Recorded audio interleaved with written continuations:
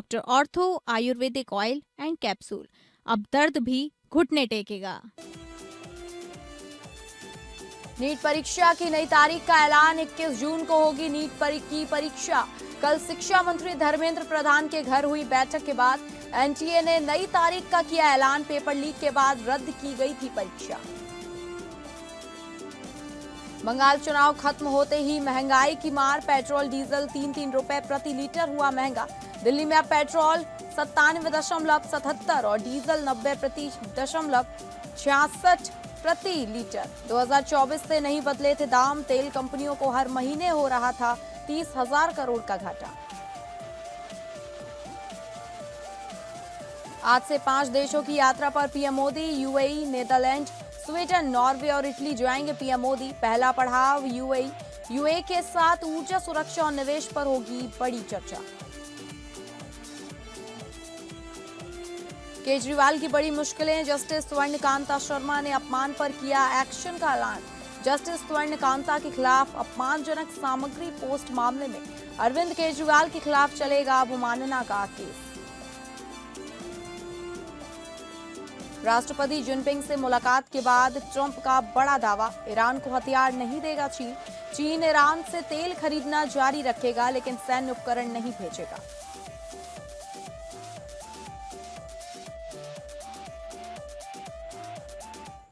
नमस्कार, मैं हूं डॉक्टर प्रसून। चर्चा आज मोदी के 5 देशों की यात्रा की, जिसमें संयुक्त अरब अमीरात, नीदरलैंड, स्वीडन, नॉर्वे और इटली शामिल हैं।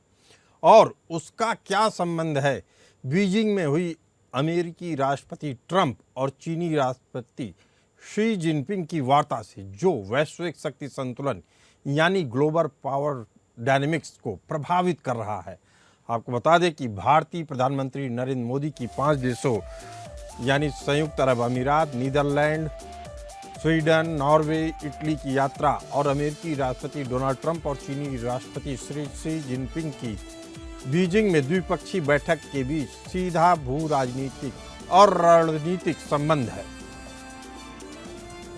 थ्यूसिडीजेस ट्रैप का जिक्र करते हुए चीनी राष्ट्रपति शी जिनपिंग ने ट्रंप को चेताया कि जब एक उभरती हुई ताकत यानी चीन मौजूदा बड़ी ताकत यानी अमेरिका को चुनौती देता है तो युद्ध का खतरा बढ़ता है। यह यूनानी थ्योरी देते वक्त चीन ने असल में अमेरिका को आगाह किया था। चीनी राष्ट्रपति ने अमेरिकी राष्ट्रपति ट्रंप से पूछा कि क्या दोनों देश इस जाल से ऊपर उठकर एक नया कूटनीतिक मॉडल बना सकते हैं। शी जिनपिंग ने ट्रंप को सीधी नसीहत दी कि दोनों महाशक्तियों को एक दूसरे का पार्टनर बनना चाहिए, न कि प्रतिद्वंदी। इसी तरह बीजिंग में आयोजित द्विपक्षीय शिखर सम्मेलन के दौरान चीनी राष्ट्रपति शी जिनपिंग ने अमेरिकी राष्ट्रपति डोनाल्ड ट्रंप को ताइवान और अन्य कूटनीतिक सीमाओं पर बेहद सख्त रुख अपनाते हुए कड़ा संदेश दिया। बीजिंग में राष्ट्रपति ट्रंप और शी जिनपिंग के बीच वार्ता में कसमकस दिखता रहा। डोनाल्ड ट्रंप अपनी नीति के तहत चीन पर भारी टैरिफ का दबाव बना रहे थे और चीनी अर्थव्यवस्था को ओपन करने की मांग कर रहे थे। हालांकि चीन ने केवल इसे कृषि क्षेत्र में ही कुछ हद तक खोला है। डोनाल्ड ट्रंप ने अपने सोशल मीडिया प्लेटफॉर्म ट्रुथ पर कहा कि चीन के राष्ट्रपति शी जिनपिंग का अमेरिका को ढलता हुआ देश कहना सही था और इसका कारण बाइडेन का कार्यकाल रहा। ट्रंप ने बाइडेन प्रशासन की नीतियों की आलोचना की और अपने कार्यकाल को अमेरिका की मजबूती का दौर बताया। ट्रंप पहली बार मनोवैज्ञानिक रूप से वार्ता में चीन से बैकफुट पर दिख रहे हैं। बैठक के दौरान डोनाल्ड ट्रंप ने शी जिनपिंग को महान नेता कहा और रिश्तों में नरमी लाने की कोशिश की। साझा व्यापारिक लाभ लेने की इच्छा जताई। इसके बावजूद शी जिनपिंग ने अपने कड़े एजेंडे में कोई ढील नहीं बरती। शी जिनपिंग के इस आक्रमण और सीधे रुख के बाद जब पत्रकारों ने ट्रंप से ताइवान को लेकर सवाल पूछे तो ट्रंप ने ताइवान के मुद्दे पर पूरी तरह चुप्पी साध ली और सवाल को बार बार टालते दिखे।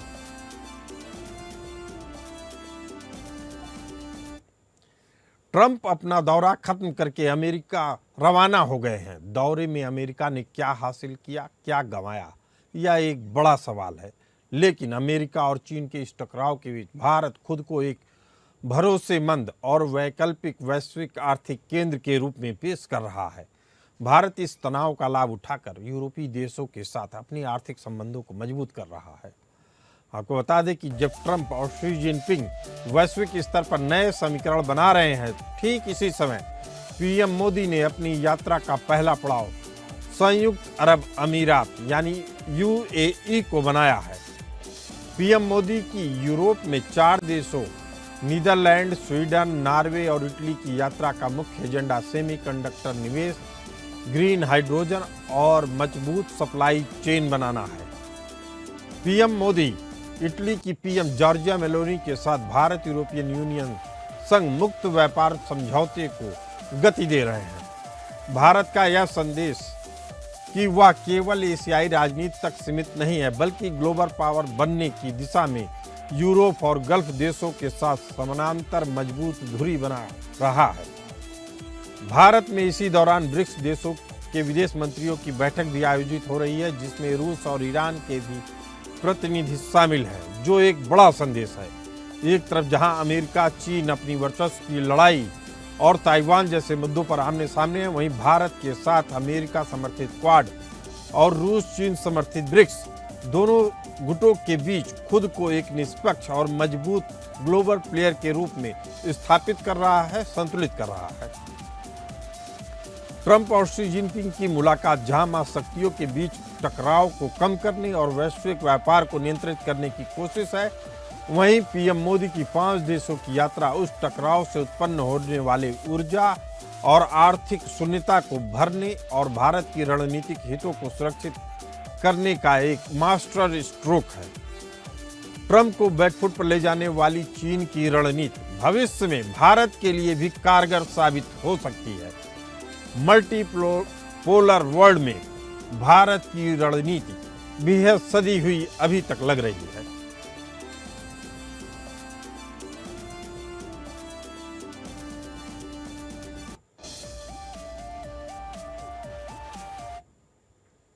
वहीं चीन दौरे का असल फायदा तो अमेरिका को हुआ है, लेकिन क्या फायदा हुआ यह रिसर्च का विषय है। लेकिन इसी बीच ताइवान के विदेश मंत्री लिन चियालुंग ने अमेरिका का समर्थन जारी रखने के लिए धन्यवाद किया। न्यूज एजेंसी एसोसिएट प्रेस के मुताबिक उन्होंने कहा कि अमेरिका ताइवान स्ट्रेट में शांति और स्थिरता को महत्व देता है और लगातार उसका समर्थन कर रहा है। असल में ताइवान का यह बयान उस समय आया जब अमेरिकी विदेश मंत्री मार्को रूबियो ने कहा कि ताइवान को लेकर अमेरिका की नीति बदली नहीं है और चीन अगर बल प्रयोग करता है तो बहुत बड़ी वह गलती करेगा। इसी मुद्दे पर चर्चा करने के लिए हमारे साथ मौजूद हैं प्रोफेसर करोड़ी Singh ji, geopolitical expert, commander Bhushan दीवान जी, रणनीतिक विशेषज्ञ, और कर्नल दिनेश शर्मा जी, रक्षा विशेषज्ञ। आप तीनों मेहमानों का बहुत बहुत स्वागत है। करोड़ी सिंह जी, पहला सवाल आपसे। अमेरिकी राष्ट्रपति ट्रंप का चीन का दौरा खत्म हो गया है। चीन और अमेरिका को इस दौरे से क्या हासिल हुआ? उससे भी बड़ा सवाल यह है कि क्या भविष्य में चीन और अमेरिका के बीच जो तनाव चरम पर होने की स्थिति में भारत अपनी न्यूट्रल या निष्पक्ष छवि को बरकरार रख पाएगा? देखिए, प्रसून मैं आपका लास्ट क्वेश्चन पहले लेता हूँ जी, क्योंकि भारत को चीन और अमेरिका की अगर दोस्ती होती है या दुश्मनी होती है, दोनों में ही भारत अपनी स्ट्रेटेजिक ऑटोनॉमी बनाए रखेगा। भारत को इससे न कोई नुकसान है न फायदा है। ये दोनों देश आपस में लड़े, भारत किसी रूप में इन्वॉल्व होने के कोई ऐसी एस्पिरेशन भी नहीं रखता और भारत ये भी नहीं चाहता कि किसी एक देश के साथ भारत खड़ा हो। तो भारत की नीति तो बिल्कुल स्पष्ट है इन दोनों के रिश्तों को लेके, कहीं कोई कंफ्यूजन नहीं है। अब आपका दूसरा सवाल है कि किसको क्या हासिल हुआ। मुझे लगता है कि ये हासिल करने का उद्देश्य ही नहीं था। ट्रंप के सामने जिस तरह की स्थिति बन गई थी, वो ये चाहते थे कि चीन के साथ रिश्ते अमेरिका के बिगड़े नहीं, स्टेबलाइज हो जाएं, क्योंकि दोस्ती दोनों के बीच में संभव नहीं है और दुश्मनी खतरनाक हो सकती है अगर कन्फ्रंटेशन में आते हैं तो।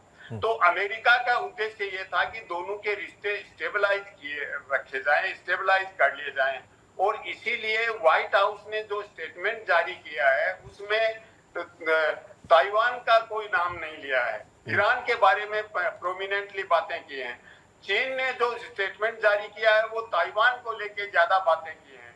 तो दोनों के अपने अपने उद्देश्य थे और जिसकी भी जो रेड लाइन थी उसको किसी ने क्रॉस करने की कोशिश नहीं की कि रिश्ते हैं उनको हम स्टेबलाइज कर दें, इस तरीके के बनाए रखें, ज्यादा डिटीरियोरेट नहीं हो। ट्रंप इसको ये सफल इसलिए दिखाना चाहता है कि देखिए चीन ने होर्मुज खुलवाने का समर्थन कर दिया, जो न्यूक्लियर एम्बिशन थी ईरान की उसको कर्टेल करने का समर्थन कर दिया। ये निश्चित रूप से ट्रंप साहब कहेंगे कि अमेरिका की विक्ट्री है, लेकिन चीन पहले से ही होर्मुज के जो नाकाबंदी कर रखी थी ईरान ने या अमेरिका ने, दोनों ने ही उस नाकाबंदी का पहले से ही चीन विरोधी रहा है कि नाकाबंदी नहीं होनी चाहिए। तो ये कोई बहुत बड़ी ट्रंप की उपलब्धि उस सेंस में नहीं है। न्यूक्लियराइजेशन का मुद्दा है, उसमें चाइना की बहुत ही एम्बिगुअस पोजीशन है पहले से ही।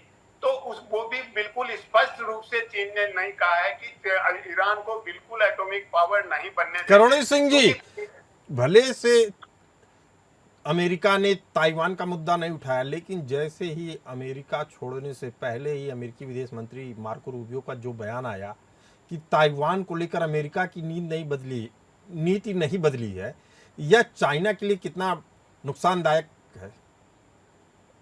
देखिए, नुकसानदायी चाइना अब बार बार अमेरिका को वार्न भी कर चुका है और चाइना अभी भी कह रहा है कि जो वेपन्स का डील कर रहा है, डिफेंस डील कर रहा है ईरान से अमेरिका, उसको फाइनलाइज नहीं करना चाहिए अमेरिका को। हो सकता है कि उस डील को पूरी तरह फाइनल नहीं करे, उसमें कुछ प्रोविजन ऐसा रख ले कि जितना असला भेजना है उतना ताइवान को नहीं भेजे, क्योंकि अमेरिका इस समय चाहता है कि चाइना से ज्यादा रिश्ते बिगाड़ना अमेरिका के इंटरेस्ट में नहीं है।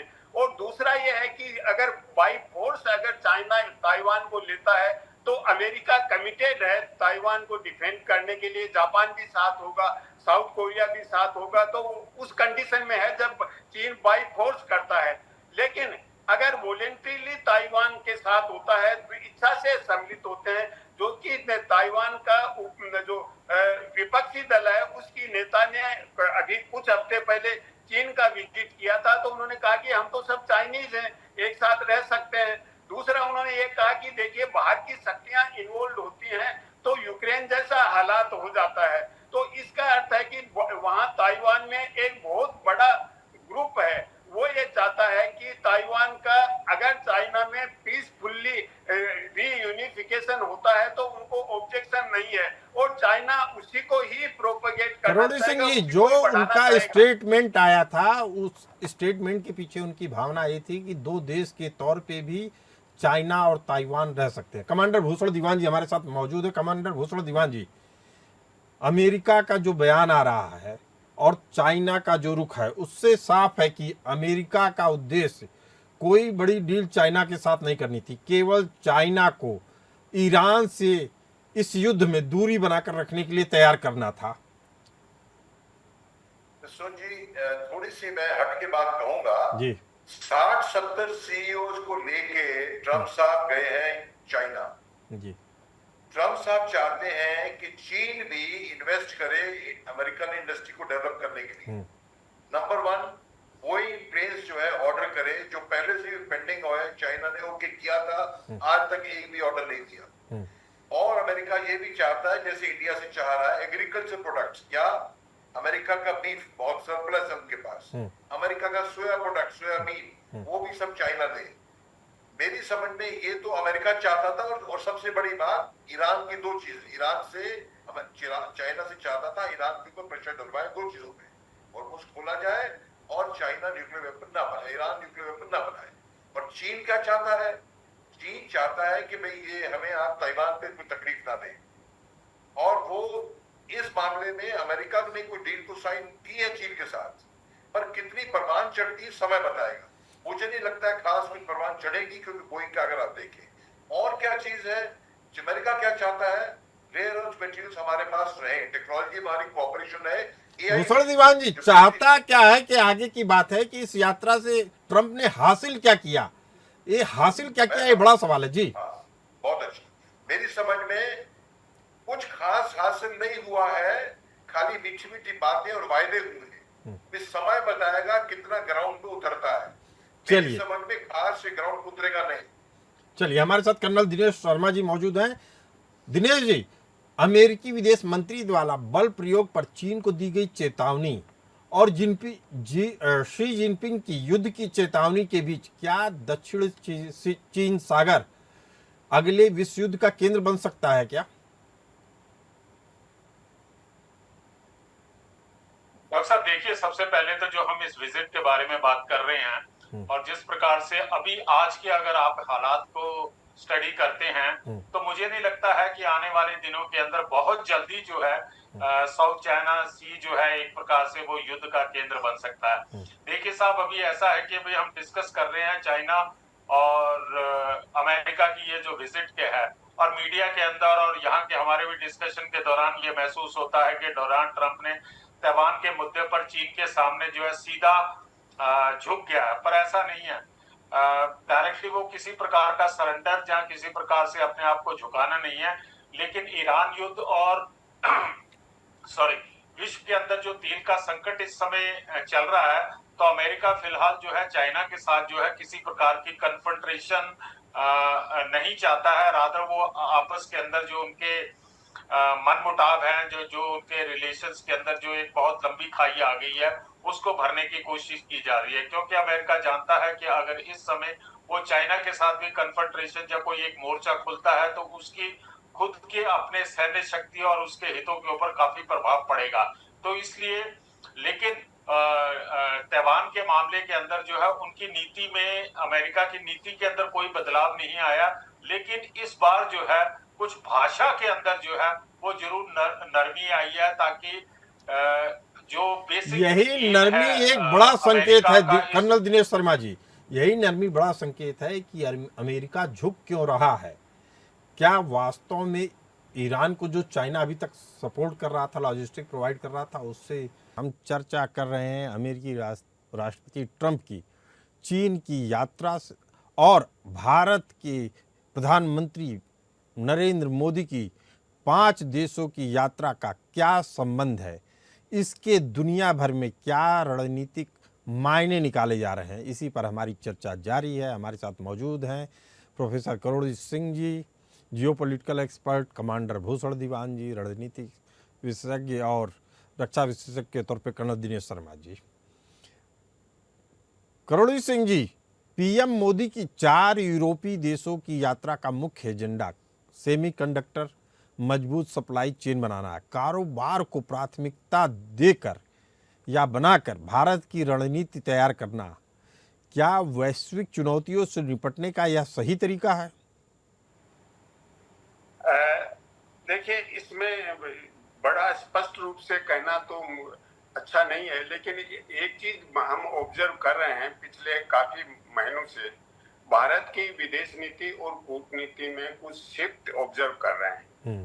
वो शिफ्ट ये है कि भारत बड़े देश हैं जिनका ट्रायंगल है चाइना, रशिया, अमेरिका, इनसे दूर रह के छोटे देशों से अपने अच्छे रिश्ते, रणनीतिक रिश्ते मजबूत बनाना चाहता है।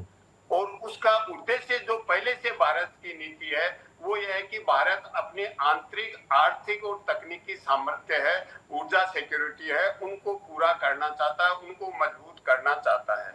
भारत अंतर्राष्ट्रीय स्तर के जो कॉन्फ्लिक्ट हैं उनमें किसी रूप में ज्यादा इन्वॉल्व नहीं होना चाहता। भारत एक सामान्य दृष्टिकोण अपना रहा है उनके लेके कि शांति से अपने समस्याओं का समाधान किया जाए।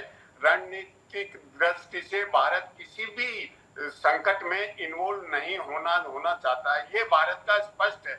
लेकिन भारत ये भी चाहता है कि दुनिया में कहीं भी संकट है तो उसका असर दुनिया के सभी देशों पे पड़ता है। इसलिए किसी भी देश के अगर कोई मुद्दे हैं दूसरे देश के साथ तो वो कूटनीति और संवाद से सुलझाए जाए। तो भारत की अभी की जो कूटनीति है वो 2 चीजों पे फोकस है। एक तो आंतरिक सामर्थ्य बढ़ाना, क्योंकि भारत अपने जो भारत का सेंटेनरी गोल है 2040 2047 में एक विकसित राष्ट्र की तरफ जाना, तो भारत की अर्थव्यवस्था इस समय टेक ऑफ की स्थिति में है। और टेक ऑफ की स्थिति में अगर थोड़ा सा भी स्नेग आता है तो बहुत ज्यादा दिक्कत हो सकती है। इसलिए भारत जो कॉन्फ्लिक्चुअल मुद्दे हैं उनमें इन्वॉल्व नहीं होना चाहता ये है। बेहद फिर जो बड़ा बड़े शिफ्ट है मुद्दे- करोड़ी सिंह जी, ये बेहद बड़ा शिफ्ट है और शायद यही भविष्य की नींव तैयार कर रहा है भारत के लिए। कमांडर भूषण दीवान जी, अमेरिका और चीन जैसे जैसे करीब आ रहे हैं, लेकिन उनकी लाइनें साफ बताती हैं कि वह मन से नहीं जुड़ रहे हैं। और चाइना ने साफ कर दिया, धमकी वाला तो दोस्ती बिल्कुल नहीं चलेगा चाइना के साथ। ऐसे में थ्यूसीडीज ट्रैप का जिक्र करके शी जिनपिंग द्वारा ट्रंप को इस बात का चेतावनी देना, क्या इस बात का संकेत है कि चीन अब अमेरिका के साथ सीधे सैन्य संघर्ष के लिए मानसिक रूप से तैयार हो चुका है? बिल्कुल प्रसून जी, चीन कहता है हमें आप इक्वल सुपर पावर ट्रीट करना पड़ेगा और ये चीन के इस क्लेम में दम है। क्यों? अमेरिका कई चीजों पे चीन के ऊपर निर्भर है। उनके जो एआई के लिए जो रेयर अर्थ मटेरियल चाहिए, मिनरल्स चाहिए, वो चीन के पास मोनोपोली है। और पिछले साल में कुछ जो टैरिफ रिड्यूस किया ट्रंप ने चीन के ऊपर, इसलिए किया था कि चीन ने एग्री किया हम आपको 2026 तक हम रेगुलर सप्लाई अपनी आरईएम्स की रखेंगे जारी। अब ये मीटिंग के बाद तय होगा कि चीन इस वायदे पे एक साल और भी आगे बढ़ेगा और उसी के चलते टैरिफ जो है ट्रंप द्वारा और नहीं बढ़ाया जाएगा। और मैं आपको ये विजिट है यूरोप की हो रही 4 देशों की और यूए की 5वां देश, इसमें बड़ा अच्छा टाइमिंग और मैसेज है। भाई हमारे पड़ोस में आप आके मिस्टर ट्रंप बात कर रहे हैं चीन से, तो हम यहाँ बैठ के खाली साइड लाइन पे ताली बजाना या रोना या हंसना वो नहीं कर रहे हैं। हमने तो एक मल्टीपोलर वर्ल्ड कोड और स्ट्रेटेजिक इकोनॉमी की राह पे हम चले हैं। 140 करोड़ आबादी का देश। ये मोदी का बहुत बड़ा संदेश है ट्रंप के लिए भी, दुनिया के लिए भी, कि हम ताली बजाने के लिए नहीं बैठे। बहुत अहम बात कह रहे हैं भूषण दीवान जी आप। कर्नल दिनेश शर्मा जी, ट्रंप द्वारा भारी टैरिफ का दबाव बनाने और शी जिनपिंग द्वारा अपनी रेड लाइन स्पष्ट करने के बाद क्या दुनिया एक और विनाशकारी वैश्विक आर्थिक मंदी यानी ग्लोबल इकोनॉमिक रिसेशन की ओर बढ़ रही है? देखिए, ऐसा है कि चाइना भी नहीं चाहेगा कि पूरे वर्ल्ड के अंदर रिसेशन आए और ना अमेरिका चाहेगा। चाइना अगर बाई चांस इमेजिन कीजिए कि पूरे वर्ल्ड के अंदर एक मंदी आ जाती है तो चाइना जो है अपना सामान कहाँ बेचेगा। तो मेरा ख्याल है कि दोनों महाशक्तियां कोई भी इस प्रकार का एक्शन नहीं लेंगे जिससे कि पूरे वर्ल्ड के अंदर जो है एक रिसेशन आ जाए। और इसी को मद्देनजर रखते हुए जिस प्रकार से अमेरिका, आप उसका एक एस्पेक्ट को भूल जाइए कि उसने हमला किया, लेकिन इस समय उसका भी पहला मुद्दा है कि स्टेट ऑफ हार्मुज को जो है खुलाया जाए, freedom of navigation. Colonel Dinesh Sharma ji, मुझे नहीं लगता है कि ट्रंप का मुद्दा हार्मुज स्ट्रेट को खोलने का है। वह तो केवल लोगों को भटका रहे हैं। वह चाहते हैं कि सीधी तौर पर ईरान को बैकफुट पे ले जाया जाए, चाइना को कुछ समय के लिए शांत किया जाए और आगे एक देश को न्यूट्रलाइज करने के बाद दूसरे देश पे बढ़ा जाए। उनका एजेंडा क्लियर है। इसीलिए शायद चीन के लोगों से जब पूछा गया कि ट्रंप की इस विजिट को लेकर आप क्या सोचते हैं, तो 90% से ज़्यादा लोगों ने कहा हमें ट्रंप के ऊपर भरोसा नहीं है। शायद चीन को भी भरोसा नहीं है। लेकिन इस चर्चा में आप लोग आए और अपनी बातों से हमारे दर्शकों को रूबरू कराए। आप लोगों का बहुत बहुत धन्यवाद। फिलहाल इस चर्चा में इतना ही। हमें दीजिए इजाज़त। नमस्कार।